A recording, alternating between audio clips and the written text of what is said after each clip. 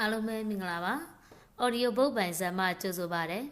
ပတ်ဆက်လန်းစာအုပ်တိုက်ကထုတ်ဝေပြီးဆ iam မန်တစ်ဆိုမန်တစ်နိုဘာသာပြန်လာတဲ့ Nelson Mandela အပိုင်းနှစ်ကိုတင်ဆက်ပေးပါတော့မယ်အခန်း3 ANC အတွက်အလုပ်လုပ်လာပြီး1953 1960ဆိုဖီယာတောင်းမြို့သည်ဂျိုဟန်နတ်ဘတ်မြို့လယ်အနောက်ဘက်6ကီလိုမီတာသာဝေးသည့်အာဖရိကန်မြို့နယ်တစ်ခုဖြစ်သည်၎င်းမြို့သည်အာဖရိကန်လူမျိုးများနှစ်ပေါင်း90ကျော်ကြာနေထိုင်လာခဲ့ရာနေရာအနည်းအကျဉ်းထဲမှတစ်ခုဖြစ်ပါသည်အကြောင်းမှာဆိုဖီယာတောင်းမြို့သည်ရေပုံပိုင်တစ်ခုတည်းစီမှရေကိုလူအယောက်40လောက်ရယူသုံးစွဲနေခြင်းနဲ့အတူအိမ်ထဲတွင်မိသားစု3-4စုနေထိုင်ရာဂျိုဟန်နတ်ဘတ်မြို့လယ်ကောင်နှင့်နီးကပ်သောကြောင့်ဖြစ်ပါသည်ဆိုဖီယာတောင်းမြို့ကိုလူဖြူအလုတ်သမားများနေထိုင်ရာမြို့များကဝိုင်းရံထားပါသည်ထို့အတူအစိုးရကလည်း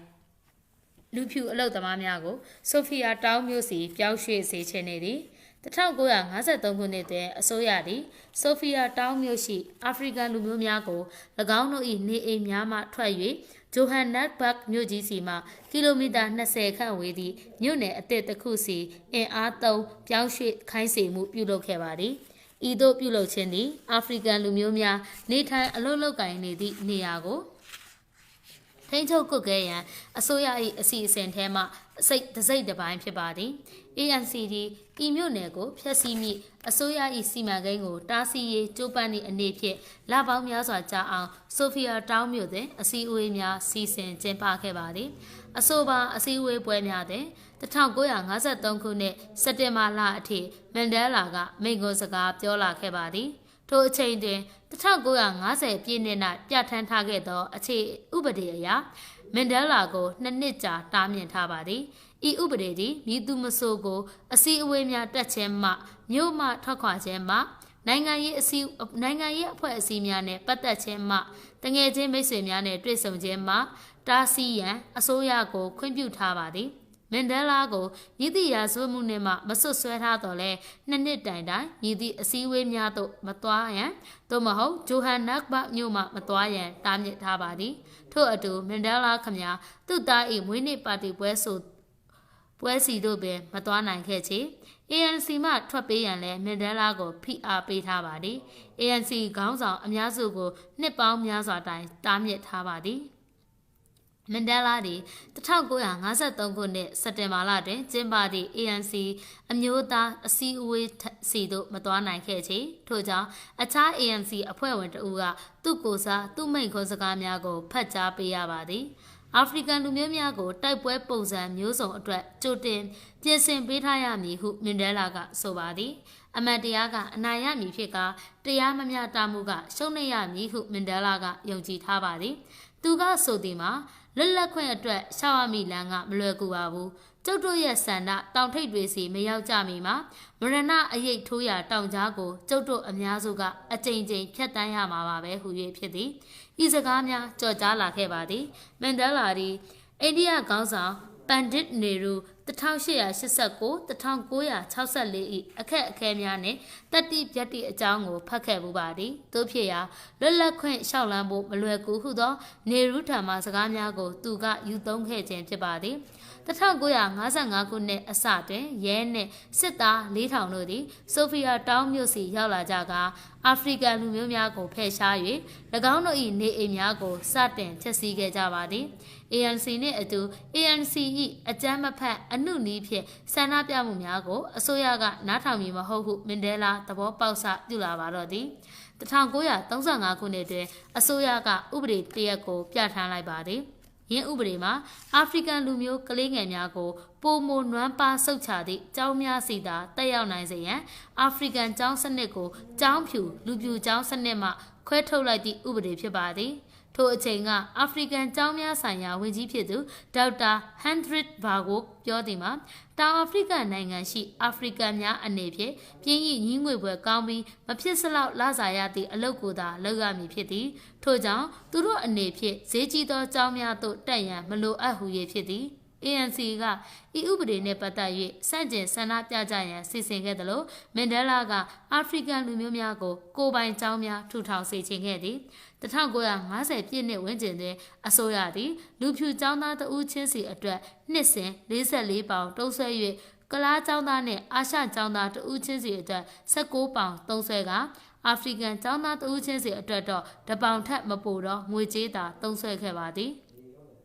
1959ခုနှစ်နောက်ပိုင်းတွင်အစိုးရ၏သဘောတူခွင့်ပြုချက်မရှိဘဲလူမဲကျောင်းသားများကိုလက်မခံရန်တက္ကသိုလ်အားလုံးကိုတားမြစ်ပိတ်ပင်လိုက်သည်ထို့ကြောင့်1988ခုနှစ်ရောက်သောအခါတက္ကသိုလ်ကျောင်းသား80%မှာလူဖြူကျောင်းသားများဖြစ်လာခဲ့ပါတော့သည်1955ခုနှစ်တွင်ဇွန်လ1955ခုနှစ်ဇွန်လတွင် ANC ကCongress of the People ခေါ်ပြည်သူ့ကွန်ဂရက်ကိုဖွဲ့စည်းကအဖွဲ့အစည်းများစွာကလွတ်မြောက်ရေးအတွက်အလုပ်လုပ်လာကြပါသည်အဖွဲ့အစည်းအရရထံမှအယူအဆများစင်ကရေးထားသည့် Freedom Charter ခေါ်လွတ်မြောက်ရေးစာချုပ်ကိုဆွေးနွေးကြရန်ကွန်ဂရက်ကိုဖွဲ့စည်းခဲ့ပါသည်ရင်းကိုဂျိုဟန်နက်ဘတ်မြို့အပြင်ဘက်ကီလိုမီတာအနည်းငယ်ဝေးသည့်ကျေးရွာတစ်ခုဖြစ်သော Clutch Town မြို့တွင်ကျင်းပခဲ့ခြင်းဖြစ်ပါသည်မန်ဒဲလာနှင့်ဝေါ်တာစီဆူလူတို့က၎င်းတို့နှစ်ဦးစလုံးကိုတားမြစ်ထားသဖြင့်ထိုနေရာသို့လျှို့ဝှက်စွာကားမောင်းသွားခဲ့ရပါသည်အဆိုပါ Freedom Charter ကိုလူပေါင်း3000ခန့်က2ရက်ကြာဆွေးနွေးခဲ့ကြပါသည်လွတ်လပ်သောတောင်အာဖရိကနိုင်ငံတစ်ခုအတွက်အာဖရိကန်လူမျိုးများ၏ဆန္ဒများကိုဖော်ပြထားတဲ့ဖြင့်လွတ်မြောက်ရေးအတွက်တိုက်ပွဲဝင်ရာတွင်ယင်း Freedom Charter ကအရေးပါအရာရောက်လာခဲ့ပါသည်အမျိုးသားတိုင်း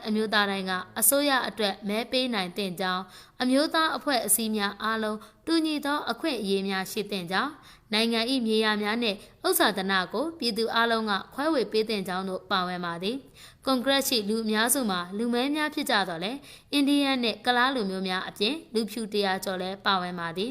ဆွေးနွေးပွဲဒုတိယနေ့လယ်ဘက်တွင်တနက်ကင်ရဲများကအစည်းအဝေးပွဲကိုဝိုင်းလိုက်ကြပြီးအစည်းအဝေးတက်လာသူတိုင်း၏အမည်များကိုရေးမှတ်ခဲ့ကြပါတော့သည်သို့သောရဲများလာသည်ကိုမန်ဒဲလာမြင်လိုက်ချိန်၌ဂျိုဟန်နက်ဘတ်သို့အမြန်ပြန်လာခဲ့ပါတော့သည်1955ခုနှစ်စက်တင်ဘာလအတွင်းမန်ဒဲလာအပေါ်တားမြစ်မှုကုန်ဆုံးသွားပြီးလွတ်လပ်သွားလာနိုင်ခဲ့ပါသည်မန်ဒဲလာအနေဖြင့်ဤမြို့ကြီးမှထွက်ကသူကလေးဘဝကတောင်တန်းများစီပြန်သွားရန်မျှော်လင့်ထားခဲ့ပူပါသည်သူသည်73နှစ်အတွင်းပထမဆုံးအကြိမ်အဖြစ်ကူနူးနှင့်မကီခီဇွဲနီရွာလေးစီအလဲပြန်ခဲ့ပါသည်သူမိခင်ညီမလေးနဲ့တငယ်ချင်းဟောင်းများနဲ့ပြန်တွေ့ရ၍သူအလွန်ပျော်ရွှင်ခဲ့ပါသည်ကလေးတယောက်အဖြစ်သူဆော့ကစားခဲ့ဘူးရာလက်ကွဲများတွင်ကျဲတာယာများကိုမော့ကြည့်ရ၍လည်းစိတ်ချမ်းမြေ့ခဲ့ရပါသည်သူကသူ့အမေကိုဂျိုဟန်နက်ဘတ်မြို့စီမပြန်မီ ANC အဖွဲ့ဝင်များနဲ့တွေ့နိုင်ရန်အိန္ဒိယသမုဒ္ဒရာ၏လှပသောကမ်းခြေများတစ်လျှောက်ရှိကိတ်တောင်မြို့အဲလစ်ဘတ်စိတ်ကမ်းမြို့နှင့်တောင်အာဖရိကရှိအခြားနယ်များစီမန်ဒဲလာသွားခဲ့ပါသည်1956ခုနှစ်ဒီဇင်ဘာနနက်ခင်းစောစောတရက်တွင်အော်လန်ဒိုအနောက်ဘက်ရှိသူ့အိမ်တကားတဒုံဒုံထုတန်ကြောင့်မန်ဒဲလာနိုးသွားခဲ့ပါသည်ရဲများရောက်လာခြင်းဖြစ်သည်မန်ဒဲလာကိုဖမ်းဆီးပြီးဂျိုဟန်နက်ဘတ်ရှိFort အကျဉ်းထောင်ဟောင်းစီခေါ်မသွားမီတနာရီကျော်အကြာရဲများကအိမ်ကိုရှာဖွေခဲ့ကြပါသည်တနာရီကျော်ကြာရဲများကအိမ်ကိုရှာဖွေခဲ့ကြပါသည်ဤမှာပင် ANC အဖွဲ့ဝင်များနဲ့ Cliff Town ရှိအခြားလွတ်မြောက်ရေးအုပ်စုများမှအဖွဲ့ဝင်စုစုပေါင်း156ဦးကိုရဲကဖမ်းဆီးထားပြီးဖြစ်ကြောင်းမန်ဒဲလာသိလိုက်ရပါသည်မြေအောက်ခန်းကြီးနှခမ်းစီသူတို့ကိုခေါ်မသွားမီအတင်းအကျပ်အင်ကြီးချွတ်ခိုင်းကအေးဆက်ချမ်းစီသောလေထဲတွင်တနာရီကြာရက်ခိုင်းထားပါသည်ရင်းမြေအောက်ခန်းများတွင်၎င်းတို့ကိုတည်င်းနှစ်ပတ်ကြာထည့်ထားခဲ့ပါသည်နောက်ဆုံးတွင်သူတို့ကိုတရားရုံးတော်စီခေါ်သွားကနိုင်ငံတော်ပုံကံမှုဖြင့်တရားစွဲခဲ့ပါသည်လွတ်မြောက်ရေးစာချုပ်ခေါ် Freedom Charter ပါအယူအဆများမှာကွန်မြူနစ်များဖြစ်ကြောင်းအစိုးရကဆိုပါသည်အစိုးရထုတ်ပြန်ဒီမှာလွတ်မြောက်ရေးအုပ်စုများသည်အစိုးရကိုဖျက်ဆီးရန်စီစဉ်နေသည်မှာဤ Charter ကတက်တည်ခန့်နေသည်ဟု၏ဆွဆွဲခံ156ဦးကိုအကျဉ်းထောင်မှထွက်ခွာခွင့်ပြုခဲ့တော်လဲ၎င်းတို့အနေဖြင့်တပတ်တစ်ကြိမ်ရဲတပ်ဖွဲ့စီအစီရင်ခံစာတင်ပို့ရမည်ဖြစ်တယ်လို့တရားစီရင်မှုကိုစောင့်ဆိုင်နေစဉ်မြည်သည့်အစည်းအဝေးကိုမှမသွားရန်တားမြစ်ခံထားရပါသည်မန်ဒဲလာအင်ဂျန်ရောက်လာသည့်အခါအီဗလင်းတယောက်ကကလေးတွေကိုခေါ်သွားကသူမအကိုနဲ့အတူနေထိုင်ရန်ထွက်သွားပြီဖြစ်ကြောင်းသူသိလိုက်ပါသည်အိမ်ထောင်ရေးကိစ္စနှိဋ္ဌိတန်ခဲ့ပါပြီANC မှာမန်ဒဲလာလုပ်ပေးနေသည့်အတွက်သူ့မိသားစုအပေါ်အချိန်အနည်းငယ်သာပေးနိုင်ခဲ့ပါသည် Evelyn di Payashiku Jang Atendoma, Pomo Power and Lokandalo, Turulimiana Ule, the Quesi Niza Pula Kejadi, Ido Limia the Quesi Nita Jachingabe, Turuna Ui, Tatamimia Alongo, Tika Natin Si Kebadi, Mendelaga, Lagano Si, Metakana, Tole Pali Shivadi, Mendela di Evelyn E, Kimbum Hodorole, Tatamido E, Pagan, Chini Sebin Piti. Brand Fichane, Atashi de Miadi, a Musisi, a dread, Laba, Yazwa, Two ten Pinseke Javadi, Ikala Adordende, Oliva, Tronbo, Yonkadre, Tisia Kanadi, Mamabuli to Une, Mindela, Trisson Kayavadi, to a two, Tumago, the tap pounding chinse, that when be down to Chechen Tilai body. Winnie Mardi, Kizilaga, Tenan Pigasa Pega, Johan Nakba Mushi, African Sayong, when you look at their Shibadi, Turuna U, the Tangoang, as I shikunete, let her Tamia like Javadi, Shesayami, Kakeladi, Tamia, Winnie eat, Chichen Daga, Mendelago, Jaja Kanai say a Tago, Pube Lemi. The town Goyang, as I shikune, August Lade, Nangano Bonga Mut Satin, Sisi Kevadi, now so then, a so circa, a yacht Donzema, the Ayosi, Dwajayavadi, Mendela, Wata Sisulu, Ahmed Katradane, a Tatumiadi, Nana Isa, Kiwedi, Pretoria Myoshi, the Ayonosi, the Gauno E. Shinimiane do, Baskasi, Nizin, Dwajayavadi, Nilesa, Satimia Demo, Mesitia E. Uyen, a Piembedre, Turo Wine Times Jaga, Turo E. India Mesimia, Tapio Bedi, Nilesago, Satao Javadi, Nene Saumiate, Ubede Yoshi, Alomia, Alo, Alemi, PC and it, ANC, Siwimia Taya, Mendalaga, Johan Nakpa Musi, Pianyavadi. The Tangoyang, as I shikune a drain, Nangano Pongamu, Sala Sese, Dauta, 100 Bawoga, when Jito Pielakevadi. Tudi, Yakenga Tapin, Boye, Lupumiane, African Yago, to Guetabia, she's a Chengevadi. Tojame, when Jito appeared to Patama on Pioca di Kesa Kuma, African Lumiago, Bantumia, who Koyami, who ye pity. The Tangoyang has a coconut and Lumamiaga, Turu Achi Kanyane do, Netayami, Bantu Stan, Shikugo, Wenjito Dauta, Hendrika, Pandigevadi, Lupumia, Tato Tadi, Down Africa Nanga, eat data Didi, Lumamiama, Midi Aquayegoma, Salat Mamiolinai. The Tangoya Tose Pine, Mashla Nasatianede, Nangano Pongamu Sissetingo, Yochi, yes, I like Barodi. To Nanakena, Johan Nakba Mute down back, Mazanga kilometer Aquashi, Sharpie Vil Muneladian, Thailandsia, Pisoji, Pipoa Kebadi, African Poesy did the Kupiti, PAC call, Pan Africanist Congrega, Winter Dwala Kankabia, Dassay Ubrimia, Sanjay, Sanapia Kangwa Puego, Season Kebadi. E. Sanapia Kangabwe, the Zek the data appear, Town Nechido, Luzulu Wejidi, Winter Dwala Kankabia Mapave, Shavi V. She, yes, can see to Chitaga, South Nibadi, Dodole, Luzulu Pumiala de Ne, Amia, Yegale, Pomo, Soyena Gedi, Yotia, Yega, Tolu Ojigo, Satin, Jikalibadi. Luriga Lebibu, Josajadole, Yenyaga Sata, Jika Kejabadi, Yenya Apia Lightina, Luba, Tausa Go, De Son Dwake Piti, Lumiasa, De Son Mujine, Patati, Gangwa Sana Pumumiadi, Kabakula Kula Tamaga Apawe, Kabananga, Atidi Tama, Portala Kebadi, Amanagade, Kabakula Tamaga, Town Africa Nanga de, Tipiani Yago, Topo, Yoso Negatima, E. a Janie, Patamazon, a Jane Pibadi, a G again Lutuli, Mendelane, a Thai ANC, a poemia abawe, Town Nichido, African Lumiaga, Lumioye Quetadi, a Soyai, Yesado Yazomujigo, Sanjin Sanapiadi, a Napier, Turudwin Shido, Winter Dwala Quincanyago, Misho Lajadalo, Yeta Pagale, Lubang, the town Shitango, Pansy Lajabadi. Ido Achaya in the Kalade, away out ANC go, Persinaya, Oliver Tanbo, Africa Nangama, Tokwayami, who ANC got some body. Mendela net Tanbo Ubre Yongo, Paper like low, Tambole, Town Africa ma, they just say Totwabadi. Yeta Pagale, Mendela in the Gago, La Kaujaga, Ingo, Piansha, Pujab Yamadi. Ata Associaca, a yacht on to Mendelago, Pretoria, a 10,000 Cosandwaga, Nepani, me outcan, Jinjin and Taye, Nangano Pongamugo, Sella Sesebadi, နောက်ဆုံး1960ပြည့်နှစ်ဩဂတ်လတွင်ရုံးတော်တွင်မန်ဒဲလာစကားပြောခဲ့ပါသည်ထို့အတူ၎င်း၏အယူအဆများနှင့်ပတ်သက်၍လည်းမေးခွန်းထုတ်ကြပါသည် ANC အနေဖြင့်တောင်အာဖရိကပြည်သူတရက်လုံးကို၎င်းတို့အစိုးရအတွက်မေးပေးခွင့်ရစေခြင်းကြောင့်မန်ဒဲလာကတရားရုံးတော်သို့ပြောကြားခဲ့ပါသည်အစိုးရကတို့တွေဆွေးနွေးကြအောင်ဟုမပြောမချင်းဆန္ဒပြကန့်ကွက်ပွဲများစီစဉ်ရန်သူတို့ကြိုတင်ပြင်ဆင်ထားကြပါသည်ထို့နောက်တွင်အစိုးရကဆွေးနွေးကြရန်သဘောတူကြပါလိမ့်မည်ပထမဆုံးအဖမ်းခံရပြီးနောက်၄နှစ်ကျော်ကြာ1962ခုနှစ်မတ်လတွင်အမှုစစ်ဆေးမှုနှိဂုံချုပ်ခဲ့ပါသည်တင့်တွင်အပြစ်မရှိကြောင်းတွေ့ရ၍တင်သွားနိုင်ပြီဟုတရားသူကြီးကအမိန့်ချပါသည်တရားရုံးတော်အပြင်ဘက်တွင်နကိုစီစီကီလက်အာဖရိကဟူသည့် ANC ၏အမျိုးသားတခြင်းကိုဆို၍လူအုပ်ကြီးကကခုန်နေကြပါသည်ဤတခြင်းအမည်မှာအာဖရိကပြည်သူလူထုကိုဖျားသခင်ကာကွယ်ပေးပါဟုတောင်းဆိုမေတ္တာရက်ခံထားသည့်ဖျားသခင်အာဖရိကကိုကောင်းချီးပေးပါဟုအဓိပ္ပာယ်ရပါသည်ဤတခြင်းကိုဂျိုဟန်နက်ဘာမြို့ရှိတောင်းဆရာတဦးဖြစ်သူအီနော့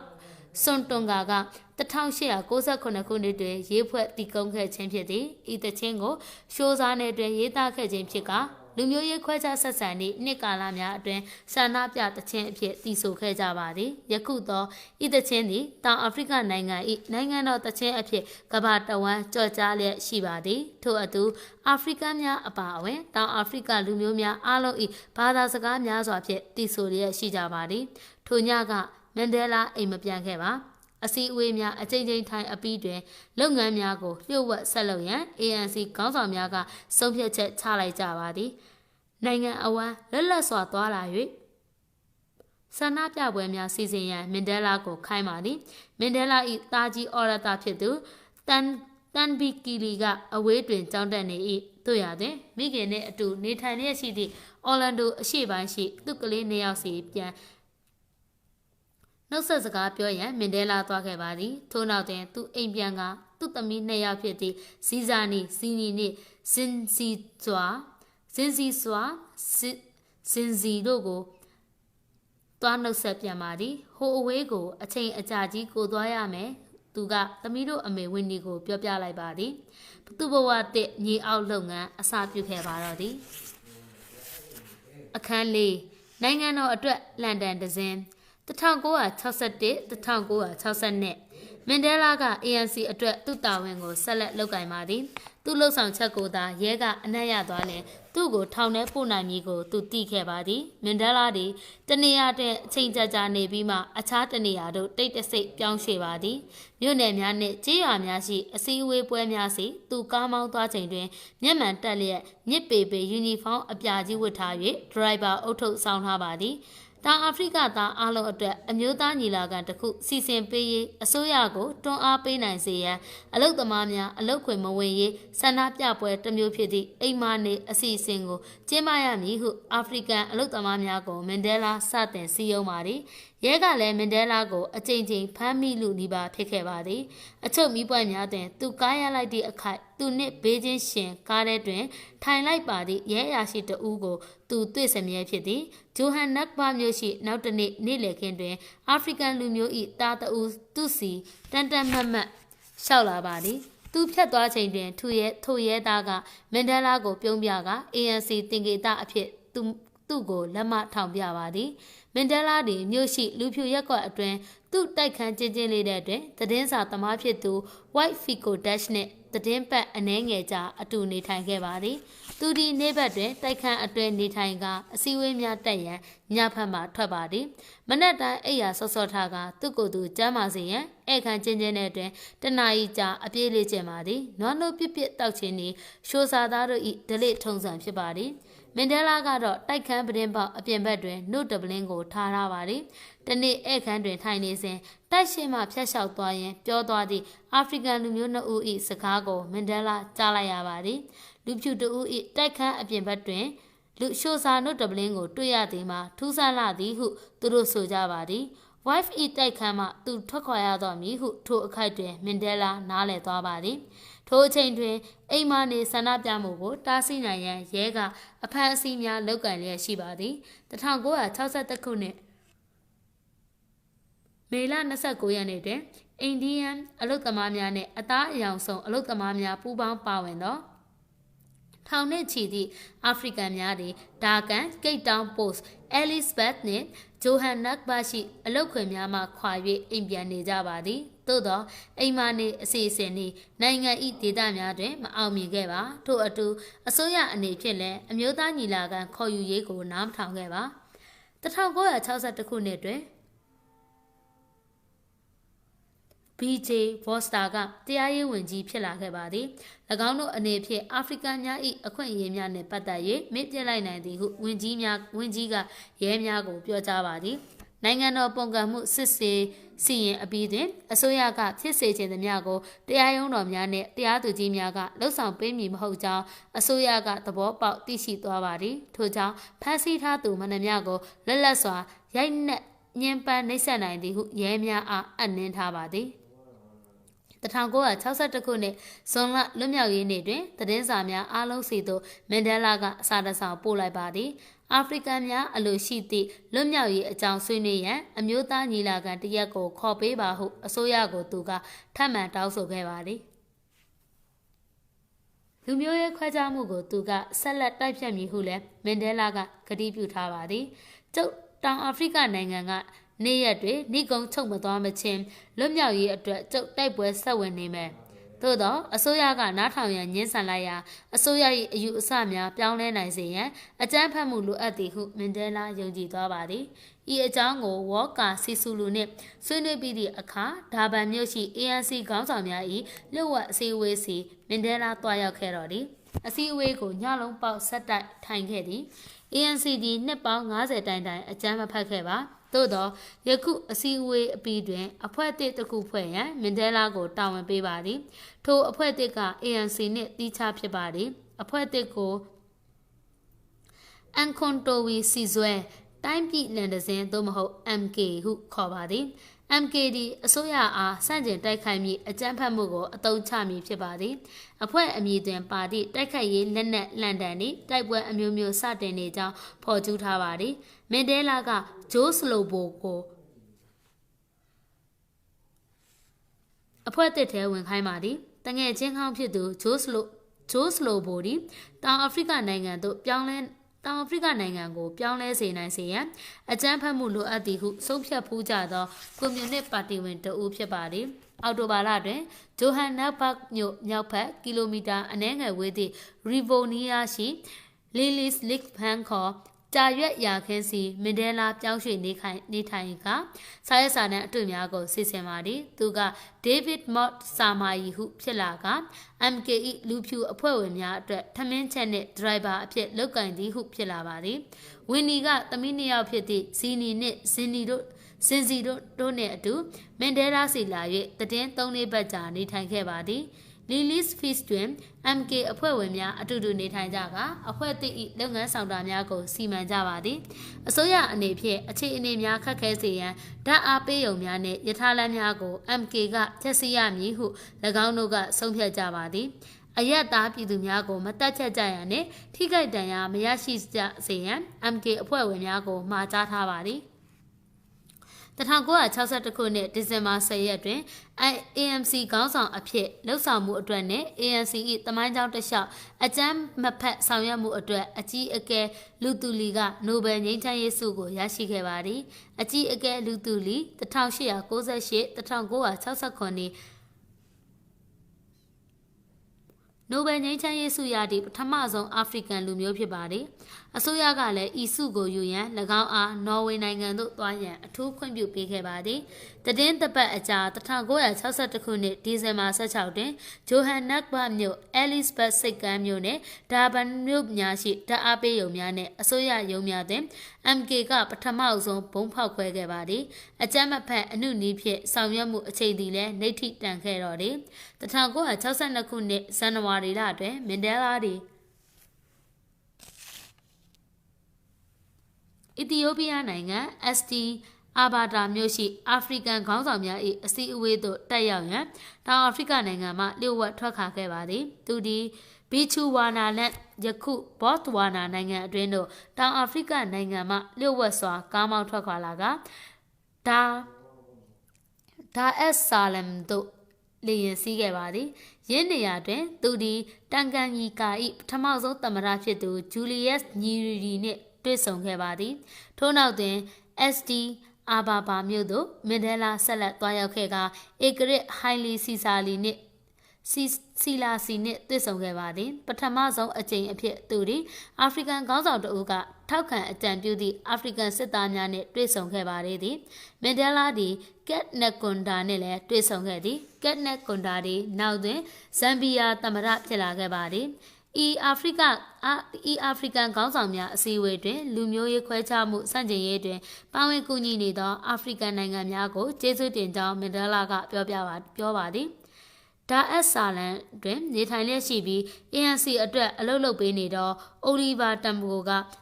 အာဖရိကန်နိုင်ငံမျိုးစုံစီမန်ဒဲလာနှင့်အတူလိုက်ပါလျက်ရှိပါသည်သူတို့နှစ်ဦးသည် MK အဖွဲ့ဝင်များအတွက်တင်နန်းပေးရန်စီစဉ်ခဲ့ကြသလိုအခြားအာဖရိကန်နိုင်ငံများမှလွတ်မြောက်ရေးတိုက်ပွဲဝင်ရဲဘော်များနှင့်လည်းတွေ့ဆုံခဲ့ကြပါသည်မန်ဒဲလာသည်သူ့တငယ်ချင်းဟောင်းဂါအူရာတီဗီနှင့်လည်းတွေ့ဆုံခဲ့ကြပါသည်ယခုတော့ရာဒီဘီက PAC အဖွဲ့ဝင်ဖြစ်နေလေပြီတောင်အာဖရိကနိုင်ငံသို့အပြန်လန်းရှိဒါအက်ဆာလန်တွင်မန်ဒဲလာသည် MK အဖွဲ့ဝင်များအနက်ပထမဆုံးအဖွဲ့ဖြစ်တွေ့ဆုံခဲ့ပါသည်ယင်းအဖွဲ့သည်စစ်သားများအဖြစ်လေ့ကျင့်သင်ကြားရန်အီသီယိုးပီးယားနိုင်ငံသို့တွားကြမည်ဖြစ်သည်ဤကဲ့သို့သောရဲရင်သည့်လူငယ်များနှင့်တွေ့ဆုံရသဖြင့်မန်ဒဲလာဂုဏ်ယူမိပါသည်အာဖရိကတိုက်တခွင်သူသွားသည့်နေရာတိုင်းတွင်အသားရောင်ကအဓိကမကျအကျက်စာရိတ္တတာအဓိကကျသည်ကိုသူတွေ့ခဲ့ရပါသည်ပထမဆုံးအကြိမ်အဖြစ်လူမျိုးရေးခွဲခြားသည့်မတရားမှုမှသူလွတ်ကင်းနေသည်ဟုခံစားမိပါသည်နောက်ဆုံးတွင်မန်ဒဲလာသည်ဘော့ဝါနာတို့လေရင်ဖြစ်လာက MK မှလူဖြူအဖွဲ့ဝင်တဦးဖြစ်သူ CC ဝီလီယံနှင့်အတူတောင်အာဖရိကနိုင်ငံအတွင်းသို့တညလုံးကားမောင်းပြန်လာခဲ့ပါတော့သည်မန်ဒဲလာလည်းနောက်တစ်ချိန်ဒေးဗစ်မော့ဆာမာယီဖြစ်လာခဲ့ပြန်ပါသည်သူတို့နှစ်ဦးရီဗိုနီယာရှိလီလီလစ်ဖန်တို့ပြန်လာခဲ့ပါသည်အခြားအာဖရိကန်နိုင်ငံများသို့ MK အဖွဲ့ဝင်များနှင့်တွားခဲ့သည့်ခရီးအကြောင်းဆွေးနွေးပြီးသည့်အခါမန်ဒဲလာနှင့်စီစီတို့သည်လီလစ်လစ်မှထွက်လာခဲ့ကြရာဒါဘန်မြို့ရှိ ANC လျှို့ဝှက်အစည်းအဝေးပွဲများစီတွားတက်ကြပါတော့သည်ဤအစည်းအဝေးပွဲများပြီးဆုံးသည့်အခါမန်ဒဲလာနှင့်စီစီတို့နှစ်ဦးသာကီလိုမီတာ900ဝေးသည့်ဂျိုဟန်နက်ဘာမြို့စီပြန်မောင်းလာကြပါသည်မန်ဒဲလာကဒရိုင်ဘာကုတ်အင်ကြီးကိုဝတ်ဆင်ထားပါသည်သူတို့နှစ်ဦးသည်အိန္ဒိယသမုဒ္ဒရာရေပြင်ကိုကြောခိုင်းလျက်လှပစိမ့်ဆိုနေသည့်နေတဲ့တောင်ကုန်းများမှချက်မောင်းလာကြစဉ်နိုင်ငံရေးစီမံကိန်းများအကြောင်းကိုပြောဆိုဆွေးနွေးလာကြပါသည်။သူမောင်းတင်လာတော့ကားရှိတွင်လူဖြူအပြစ်တင်လာတော့ကားတစ်စီးအရှိန်လျှော့ချလိုက်သည်ကိုမန်ဒဲလာသတိပြုလိုက်မိချိန်တွင်သူတို့နှစ်ဦးကီလိုမီတာ100ခန့်သာမောင်းထားပြီးသေးသည်။သူနောက်လဲကြည့်လိုက်သည့်အခါလူဖြူများအပြစ်တင်လာတော့နောက်ထပ်ကားနှစ်စီးကိုတွေ့ရပြန်သည်။သူ့ဘဝမြေအောက်လုပ်ငန်းနေထိတန်ပြီဟုမန်ဒဲလာချက်ချင်းသိလိုက်ပါသည်။ကားပေါ်မှာခုန်ဆင်းပြီးတစ်ပင်များအကြားအလွတ်ယုံရင်စူးစမ်းလျင်ရဲများကသူ့ကိုချက်ချင်းပြစ်တက်ပေးလိမ့်မည်ထို့ကြောင့်ပင်တနက်နှင့်စားရစာတမ်းများကိုရဲများလုံးဝရှာမတွေ့နိုင်မည်ကားထိုင်ကုန်ဘေးအောက်သို့ထိုးထည့်လိုက်တော့သည်ထို့အဖြစ်သည်1962ခုနှစ်ဩဂတ်လတွင်ဖြစ်ခဲ့ပါသည်မန်ဒဲလာကိုဖမ်းဆီးလိုက်ပြီးနောက်ဂျိုဟန်နက်ဘာမြို့ရှိခန်တက်စီခေါ်သွားကအချင်းကန်းတစ်ခုတည်းတွင်တဦးတည်းတော့ခတ်ထားလိုက်ပါသည်သူ့ကိုထောင်ဝင်စားလာတွေ့ရန်ဝင်းနီကိုတော့ခွင့်ပြုခဲ့ပါသည်ညီသည့်အပေါင်းအသင်းတငယ်ချင်းများကဝင်းနီကိုအကူအညီပေးလိုက်မည်သူမအနေဖြင့်တူးတဲ့မြည်တို့စီမံဆောင်ရွက်ရမည်စသည့်အကြောင်းများကိုသူတို့လင်မယားနှစ်ယောက်ဆွေးနွေးပြောဆိုခဲ့ကြပါသည်သားသမီးများကိုလည်းသူအဖမ်းခံရသည့်အကြောင်းအမှန်တိုင်းပြောပါဟုမန်ဒဲလာကဝင်းနီကိုတိုက်တွန်းပါသည်မန်ဒဲလာအဖမ်းခံသည့်ကိစ္စနှင့်ပတ်သက်၍ပြည်သူများကအုံကျင်းဖွဲ့ကဆန္ဒပြကန့်ကွက်ခဲ့ကြပါသည်ပရီတိုးရီးယားမြို့တွင်အမှုစတင်ကြားနာစစ်ဆေးစဉ်လူအုပ်ကြီးကတရားရုံးတော်အပြင်ဘက်တွင်စောင့်ဆိုင်နေကြပါသည်ဝင်းနီကရှိုးစာရိုးရာ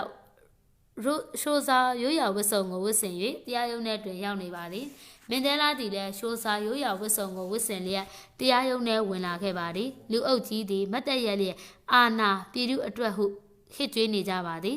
အာဖရိကန်အလုပ်သမားများအားအလုပ်မဆင်းရဟုစီယုံကြောင်းမန်ဒဲလာကိုဆွဆွဲပါသည်ခရီးသွားစာရေးစာတမ်းများမပါပဲတောင်အာဖရိကနိုင်ငံမှထွက်ခွာသွားမှုဖြင့်လည်း၎င်းကိုတရားစွဲခဲ့ပါသည်မန်ဒဲလာကလူမျိုးရေးခွဲခြားမှုနှင့်ပတ်သက်၍၎င်း၏ခံစားနေရမှုကိုရုံးတော်သို့တင်ပြပါသည် လူမျိုးရေးခွဲခြားတာကိုကျုပ်မုန်းတယ်လူမျိုးရေးခွဲခြားတာကိုကျုပ်တဘဝလုံးတိုက်ခိုက်လာတာပဲလူမျိုးရေးခွဲခြားမှုကိုအခုလဲကျုပ်တိုက်ခိုက်တယ်ကျုပ်နှစ်ရက်တွေနှိကုံးချုပ်တဲ့အထိဒီလိုပဲကျုပ်ကတိုက်ခိုက်မှာမိဒီရာဇဝတ်မှုကိုမှမကျူးလွန်၍အပြစ်မရှိကြောင်းထောင်မှလွတ်သည့်အခါမတရားမှုကိုစန့်ကျင်သည့်တိုက်ပွဲကိုထပ်မံဆင်နွှဲမိဖြစ်ကြောင်းသူကတင်ပြပါသည်မင်ဒဲလာကိုပြစ်ဒဏ်မချမီတရက်အလိုတွင်တောင်အာဖရိကနိုင်ငံမှမြည်သည့်ပစ္စည်းကိုမှမဝယ်ယူကြရန်ကုလသမဂ္ဂနိုင်ငံများစွာသို့တိုက်တွန်းလိုက်ပါတော့သည်1962ခုနှစ်နိုဝင်ဘာလတွင်မင်ဒဲလာကိုထောင်ဒဏ်9နှစ်ပြစ်ဒဏ်ချမှတ်လိုက်ပါသည်မင်ဒဲလာကတရားရုံးတော်ရှိလူထုဘက်သို့လှည့်လိုက်ကအမန်ဒလာဟု3ကြိမ်ကြွေးကြော်လိုက်ပါသည်ပြည်သူလူထုကလည်း ANC တချင်းကောင်းဖြစ်သည့်နကိုစီစီကီလည်းဤအာဖရိကတချင်းကိုစတင်တည်ဆိုကြရာရဲတပ်ဖွဲ့ဝင်များက၎င်းကိုအတင်းတွန်းထုတ်ပြီးချိန်၌မင်ဒဲလာကသူတို့တချင်းတန်ကိုကြားရောက်နေစေဖြစ်ပါသည်ပရီတိုးနီးယားအချင်းထောင်ထဲတွင်မင်ဒဲလာကို6လထားပါသည်သူ့အနေဖြင့်အမှုစစ်ဆေးရန်စောင့်ဆိုင်နေရသူမဟုတ်ပဲအချင်းသားတဦးဖြစ်သွားပြီးမှအာဖရိကန်အချင်းသားများ၏အချင်းထောင်ဝတ်စုံကိုဝတ်ဆင်ရပါပြီ၎င်းမှာဘောင်းမီတိုနှင့်ရှက်အိတ်ကြီးဖြစ်ပါသည်အစားအစာမှာအေးဆက်ဆက်ဆံပြုတ်ဖြစ်ပြီးတစ်နေ့နှစ်ကြိမ်စားရပါသည်အကျဉ်းသားများသည်နေ့စဉ်နေ့တိုင်းနိုင်ပေါင်းများစွာကြာအောင်ကွင်းပြင်ဘက်တွင်ထိုင်ကာစာတိုက်ရုံအတွက်အိတ်များချုပ်ရပါသည်သူအလုပ်လုပ်နေစဉ်အခြားနိုင်ငံရေးအကျဉ်းသားများနှင့်ရန်ဖန်ရန်ကာစကားပြောဆွေးနွေးနိုင်ခဲ့ပါသည်ပမာဆိုရရင် PAC ခေါင်းဆောင်ရောဘတ်ဆိုဘူကွီနှင့်ဖြစ်သည်ဆိုဘူကွီကထောင်ကျနေသည်မှာ3နှစ်ရှိပြီးသို့သော၎င်းကိုလွတ်ပြီးချင်းပြန်ဖမ်းခဲ့ခြင်းဖြစ်သည်မင်ဒဲလာနှင့်မတူသည်မှာဆိုဘူကွီကအကျဉ်းထောင်အခြေအနေများနှင့်ပတ်သက်၍ဆန္ဒပြကန့်ကွက်ရန်ညှင်းဆန်ခဲ့ခြင်းဖြစ်သည် PACD Freedom Charter ခေါ်လွတ်မြောက်ရေးစာချုပ်ကိုသဘောမတူခဲ့ပါထို့အတူ၎င်းတို့အဖွဲ့ထဲတို့လူဖြူများအိန္ဒိယများတို့မဟုတ်ကွန်မြူနစ်များကိုလည်းဝင်ခွင့်မပြုခဲ့ပါမေလကုံတညတွင်ပစ္စည်းများကိုထုတ်ပိုးသိမ်းဆည်းရန်မင်ဒဲလာကိုပြောပါသည်ကီလိုမီတာ1500ခန့်ဝေးသောခိတ်တောင်မြို့စီပဒင်းပေါက်မပါသည့်ရဲတပ်ဖွဲ့3ကုန်တင်ကားဖြင့်အခြားနိုင်ငံရေးအကျဉ်းသား3ဦးနှင့်အတူသူ့ကိုညလုံးပေါက်မောင်းခေါ်သွားခဲ့သည်ထို့နောက်ရင်းအကျဉ်းသားများကိုတစ်သားလီဟောင်းကြီးဖြင့်ရော့ဘန်တွန်းဆွေဒီစီခေါ်သွားပါသည်ရော့ဘင်ကျွန်းသည်ကိပ်တောင်မြို့ကမ်းရိုးတန်းအလွန်17ကီလိုမီတာအကွာရှိသေးငယ်ပြဝတ်သည့်ကျွန်းတစ်ကျွန်းဖြစ်သည်1919ခုနှစ်တုန်းစီကထင်ရှားသည့်ရှိုးစားခေါင်းဆောင်တို့ဖြစ်သူမာကာနာကိုဗြိတိရှအစိုးရကရင်းကျွန်းရှိအကျဉ်းထောင်ထဲထည့်ခဲ့သည်သို့သောရင်းကျွန်းမှထွက်ပြေးရန်စ조사သဖြင့်မာကာနာရေနစ်တည်ဆုံးခဲ့ပါသည်လူမျိုးရေးခွဲခြားထားသည့်အစိုးရကရင်းကျွန်းကိုအကျဉ်းထောင်အဖြစ်အသုံးပြုခဲ့ရာကျွန်းဤထင်ရှားသည့်အကျဉ်းသားများကြောင့်ကမ္ဘာတဝန်းတွင်ရင်းကျွန်းကလူသိများထင်ရှားလာခဲ့ပါသည်မင်ဒဲလာနှင့်အခြားအကျဉ်းသားများဤကျွန်းပေါ်ရောက်လာသည့်အခါလေပေါ်မှဆင်းလာသောအကျဉ်းသားများကိုအဆောက်များကအကျဉ်းထောင်စီတန်းစီခေါ်သွားကြပါသည်အဆောက်များက၎င်းတို့အင်ကြီးများကိုချွတ်ခိုင်းကရောထွေးရေတွေဖွေးနေတော့ကျမ်းမြေပေါ်ရင်းအင်ကြီးများကိုလွတ်ပစ်လိုက်ကြပါသည်ရင်းနောက်အဆောက်များက၎င်းတို့အားရေများဆူရွှေးအေးဆက်နေသည့်အင်ကြီးများကိုပြန်ဝစ်ခိုင်းပါသည်ရော့ဘင်ကျွန်းပေါ်ကဘဝသည်ခက်ခဲလာပေအုံးမည်ဟုမင်ဒဲလာသိလိုက်ပါသည်သို့တော့သူ့ကိုပရီတိုးနီးယားတို့ပြန်မခေါ်သွားမီထို့သတင်းသပတ်အနှဲငယ်သာထိုနေရာတွင်နေထိုင်ခဲ့ရပါသည်ဇူလိုင်လ18ရက်နေ့တွင်ရဲတပ်ဖွဲ့ကလီလစ်လစ်ဖန်ကိုဝိုင်းလိုက်ကဝါတာစီဆူနှင့် MK အဖွဲ့ဝင်8ဦးကိုဖမ်းဆီးလိုက်ပါသည်မင်ဒဲလာတဲ့ရုံးတော်သို့ပြန်ရောက်ရသလိုဤအချိန်တွင်၎င်းကိုအဖျက်အမှောက်လုပ်နေသည်ဟုဆွဆွဲခဲ့ပါသည်ပန်းဆက်လန်းစာအုပ်တိုက်ကထုတ်ဝေပြီးဆရာမန်တင်တို့ဘာသာပြန်တင်ဆက်ထားတဲ့လူမျိုးရေးခွဲခြားမှုတော်လှန်ရေးသူရဲကောင်းနယ်ဆင်မင်ဒဲလာအပိုင်း1ကိုတင်ဆက်လုပ်ပြီးပါပြီ။နောက်ဆက်အပိခဲ့သူအားလုံးကိုကျေးဇူးတင်ပါတယ်။ Audio book by Set